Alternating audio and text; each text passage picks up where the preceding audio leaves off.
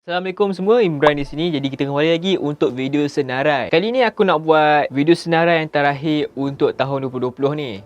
Disebabkan tahun 2020 ni yang aku rasa agak kompetitif dari segi smartphone, aku pilih harga smartphone bawah RM2,000 sebab dalam list RM2,000 ni memang kompetitif gila dan banyak phone yang menarik korang boleh dapatkan. So, kali ni adalah 5 smartphone terbaik bawah RM2,000.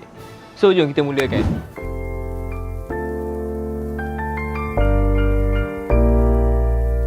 Okay, sebelum kita start dalam list ni, aku nak cerita kat korang semua. List aku ni dari 5 ke 1 tak ada makna apa-apa. Tak makna semua phone ni bagus ke, nombor 1 paling bagus ke apa, tak ada. Ini hanya lebih kepada harga dia lah, duduk kat harga dia, yang paling murah sampai yang paling mahal. Tu je. Lagi satu ikut preference aku lah, apa yang aku suka sebab phone tu. Sebab tu aku tak 1, 2, 3 tu. Tapi ni tak ada makna apa pun untuk korang. Korang boleh pilih lah yang mana satu korang suka kan dalam banyak-banyak list ni. Tu je. So je kita mulakan. Okay, first kali adalah Realme 7 Pro. Realme 7 Pro ni aku rasa antara phone Realme yang paling solid untuk tahun ni. First kali dari segi spesifikasi, ia menggunakan skrin Super AMOLED dan mempunyai perlindungan Corning Gorilla Glass 3 dan menggunakan punch hole notch dekat belah kiri. Untuk dalaman pula, ia menggunakan chipset Snapdragon 720G. Ia tak ada 5G lagi untuk phone ni, tapi aku rasa okey je sebab 5G pun lambat lagi.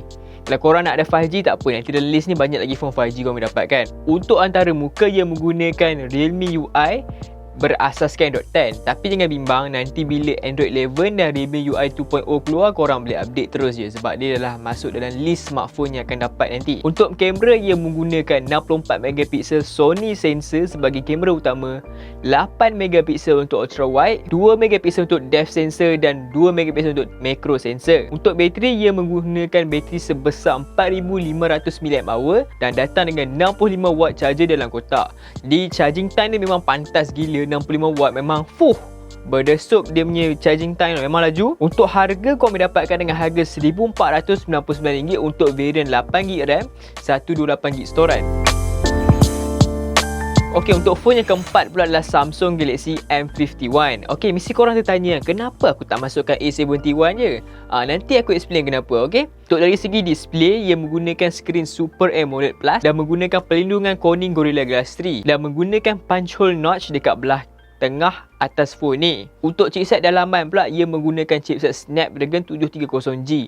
So dia memang sama dengan Samsung Galaxy A71 menggunakan Snapdragon 730. So dari segi spek dah memang dah sebiji lah. Lepas tu dia menggunakan antara muka One UI 2.0 fast berasaskan Android 10. Untuk kamera pula, ia menggunakan 64MP untuk kamera utama, 13MP untuk ultra wide, 5MP untuk macro dan 5MP untuk depth sensor. Untuk selfie, ia menggunakan 32MP selfie kamera.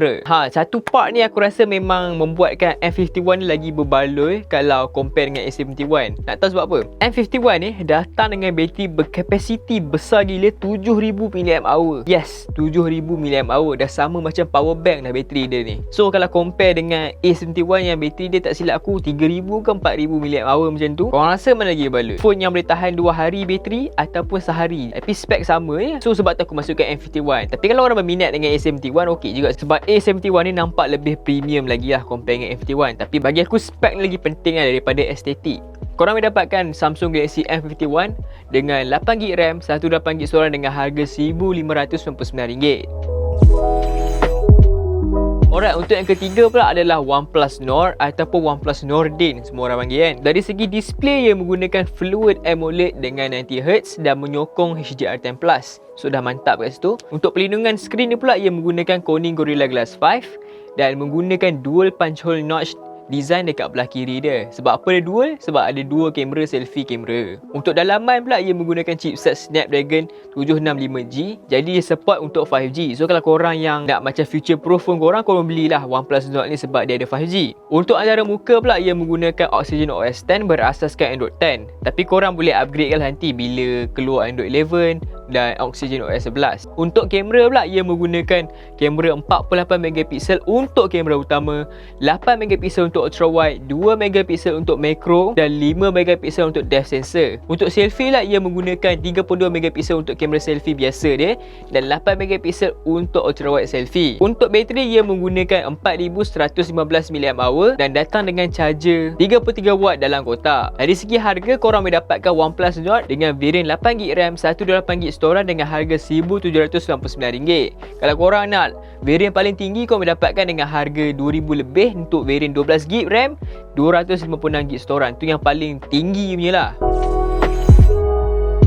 Alright, yang kedua ni dia pelik sikit sebab aku masukkan 3 phone dalam ni. Sebab ketiga phone ni sebenarnya lebih kurang je. Antaranya adalah Mi 10T Pro, Mi 10T biasa dan Mi 10T Lite. Tiga adik-beradik ni sama je. Dari segi display, kedua-dua pakai IPS LCD dengan 144Hz refresh rate dan ada adaptive sync. Cuma Mi 10T Lite ni dia ada 120Hz je.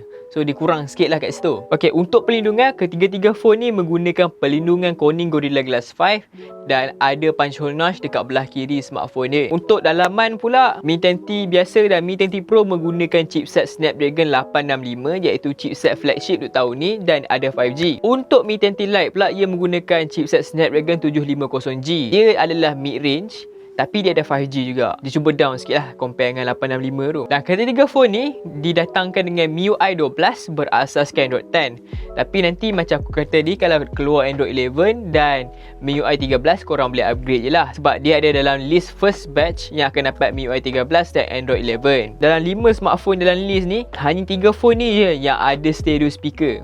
So memang sangat berbaloi lah kalau korang yang mencari phone bawah 2000 yang ada stereo speaker tu. Untuk kamera pula, yang ni panjang saya explain kat korang semua sebab dia berbeza sikit. Ok, kita start dengan Mi 10T Pro tu. First kali, kamera utama ia menggunakan 108MP. Kamera utama dengan OIS, 13MP untuk ultra wide dan 5MP untuk macro. Untuk Mi 10T biasa pula, ia menggunakan 64MP.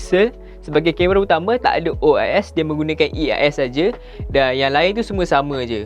Tapi untuk Mi 10T Lite pula, yang ni cerita lain sikit. Kamera utama dia sama macam Mi 10T biasa, 64MP, tapi ultra wide dia downgrade sikit. Dia pakai 8MP ultra wide. Lepas tu dia ada depth sensor dan macro. Dan kedua-dua sensor ni, macro dan depth ni menggunakan 2MP sahaja. Okey, untuk selfie pula, Mi 10T biasa dan Mi 10T Pro menggunakan 20MP dan Mi 10T Lite menggunakan 16MP. Untuk bateri pula, Mi 10T biasa dan Mi 10T Pro dia hadir dengan bateri sebesar 5000 mAh, memang besar. Untuk Mi 10T Lite pula, ia menggunakan bateri sebesar 4820 mAh.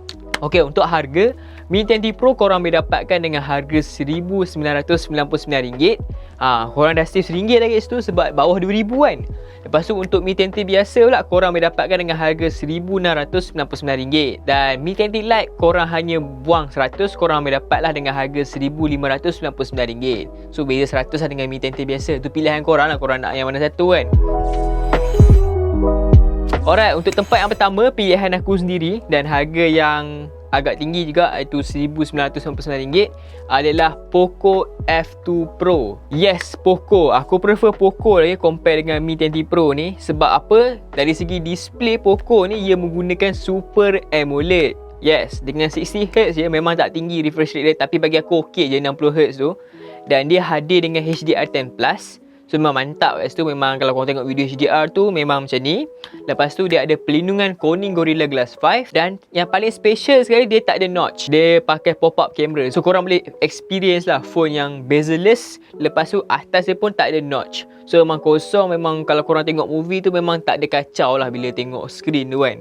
Tu yang best tu. Untuk chipset pula, ia menggunakan Snapdragon 865. So dia ada 5G. Lepas tu dari segi antara muka, ia menggunakan MIUI 13 dengan Poco Launcher berasaskan Android 10.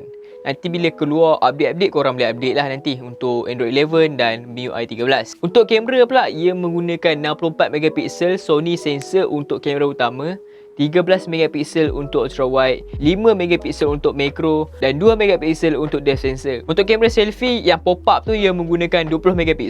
Untuk bateri pula, ia hadir dengan bateri sebesar 4700mAh dan datang dengan 30W charger dalam kotak. Untuk harga, korang boleh dapatkan Poco F2 Pro dengan 6GB RAM, 128GB storage dengan harga RM1,999. Dan korang tunggu untuk promo akhir tahun ni, korang boleh dapat dengan harga yang lagi murah. So korang tunggulah. Akhir tahun ni mesti ada promosi punya untuk semua smartphone ni. So kalau korang tunggu dengan kesabaran yang korang ada tu kan, InsyaAllah korang dapat phone dengan harga diskaun. So kan dah jimat duit kat situ kan. So that's all dari aku, 5 smartphone terbaik bawah RM2,000. Kita jumpa tahun depan untuk phone yang terbaik. Aku tak tahulah apa yang terbaik lagi kan. Tunggulah macam mana kan. So bye. Assalamualaikum. Bye. Okay geng, macam mana dengan video tadi? Mantap tak? So jangan lupa like dan subscribe.